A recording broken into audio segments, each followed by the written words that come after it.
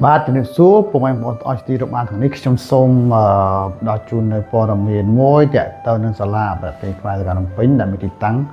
នៅជិតនឹងវត្តសង្ឃកសលបងប្អូនចង្ងាយម្រះសម្រាប់ខ្ញុំបានបើកសាលាជាង2ឆ្នាំមកហើយទទួលបានការគ្រប់គ្រងផងដែរច្រើនពីបងប្អូនយើងមិនថានៅឯនេះសមុទ្រនេះគឺថាគាត់គ្រប់គ្រងហើយអ្នកនៅឯនេះសមុទ្រគឺតែងតែកំងផងដែរគាត់ទិញកំឡុងទិញតាមអនឡាញហើយយើងបានវិខ្ចប់តាមផ្ញើតាមវិរៈផ្ញើតាមក្រសួងប្រៃសណីអញ្ចឹងបងប្អូននៅឯនេះសមុទ្រក៏ដូចជានៅខេត្តប្រទេសគឺថាកុំបារម្ភអីគឺខ្ញុំមានការដឹកជញ្ជូនធានាបានជាមួយនឹងក្រសួងប្រៃសណីទូរគមនាគមន៍កម្ពុជាផ្ញើជូនដល់ដៃបងប្អូនហើយអាចទុកចិត្តបានចំពោះក្រសួងយើងព្រោះស្ថាប័នរដ្ឋមួយធំដែលសហការជាមួយនឹងប្រៃសណីទូរគមនាគមន៍ពិភពលោកផងដែរកុំបារម្ភអញ្ចឹងបងប្អូនយើងនៅឯនេះសមុទ្រកុំបារម្ភអាចទិញបានហើយខ្មែរយើងនៅ25ខេត្តក្រុងក៏អញ្ចឹងដែរអាចទិញបាន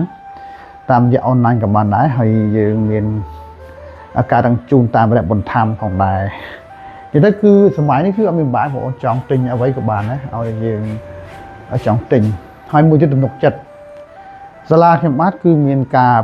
ចុះបញ្ជីពាណិជ្ជកម្មត្រឹមត្រូវមិនមែនលំទេហើយទីតាំងខ្លួនឯងផ្ទាល់មានទីតាំងច្បាស់លាស់ក៏ដូចជាទទួលស្គាល់ពី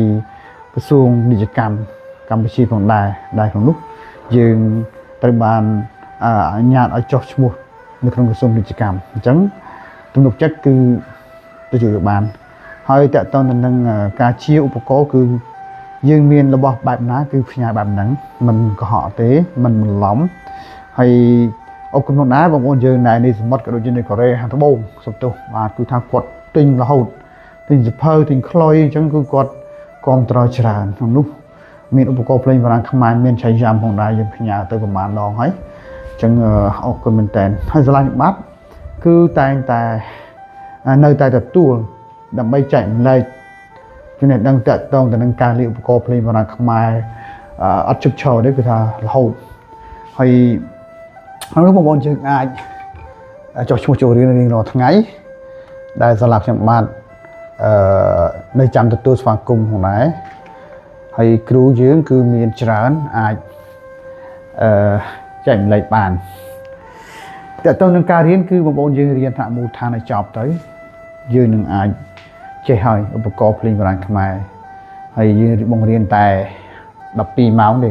ថ្នាក់មូលដ្ឋានទៅចប់ហើយយើងរៀន10បទខ្លីៗបន្ទាប់មកយើងចូលវគ្គ1វគ្គ2 20បទទៀតអញ្ចឹងការរៀនឧបករណ៍ភ្លេងខ្មែរនៅទីនេះគឺធានារៀនចេះដោយសារយើងរៀនតាមអក្សរភ្លេងនៅពេលចេះមើលអក្សរភ្លេងគឺយើងអាចរៀនបានដោយខ្លួនឯងក៏ដូចជាស្រាវជ្រាវបន្តទៀតសម្រាប់យើងចង់រៀនឲ្យបានច្រើនហើយឧបករណ៍ភ្លេងខ្មែរយើងទីនេះគឺមានគុណភាពល្អមិនថាឧបករណ៍អ្វីទេត្រូវគុណភាពល្អបានយើងយកមកលក់ដោយសារយើងយកអ្វីល្អនេះមកកុំឲ្យបងប្អូនយើងបាក់ដូរច្រើនពេកជាពិសេសខ្លុយបងប្អូនខ្លុយនេះចេញមកហើយខ្លុយឈើក្រញូងបងប្អូននេះក្រញូងសុតខ្មៅក្រាប់មុំធានាបានសម្លេងនិងគុណភាពប្រើប្រាស់បានយូរអង្វែងបងប្អូនហើយនេះមួយទៀតគឺខ្លឹមត្នោតដើមត្នោតគឺមានប្រយោជន៍ខ្លាំងណាស់ដើមត្នោតទោះបីជានិយាយតាំងពីគល់ដល់ចុងគឺថាល្អទាំងអស់ដើមត្នោតល្អមែនតើឥឡូវយើងអាចផលិតបានចេញជាខ្លុយទៀតសំឡេងព្រោះឲ្យខ្លឹមដូចកញ្ញុងអញ្ចឹងខ្លឹមអញ្ចឹងតែមិនមានពណ៌ឯងឆ្នោតចេះស្អាតដែរមួយយ៉ាងដែរ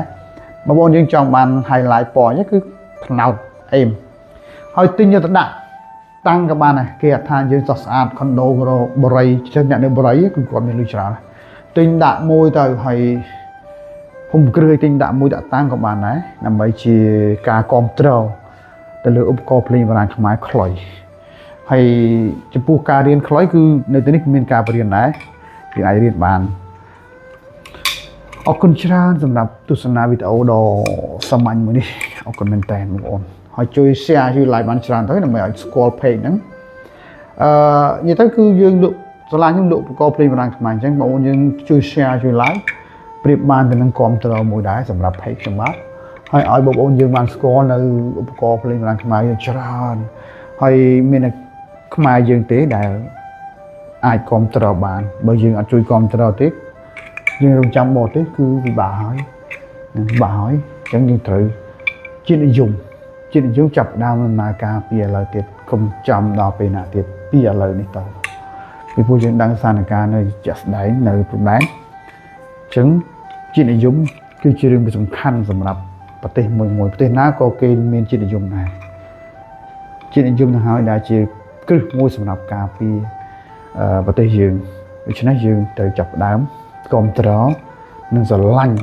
ប្រជាជនយើងបានច្រើនគ្រប់គ្រងនៅអ្វីដែលជាប្រយោជន៍សម្រាប់ជាតិយើងហើយវប្បធម៌ជាពិសេសគឺឧបករណ៍ភ្លេងបារាំងខ្មែរផងដែរអរគុណច្រើនជំរាបលាបាទ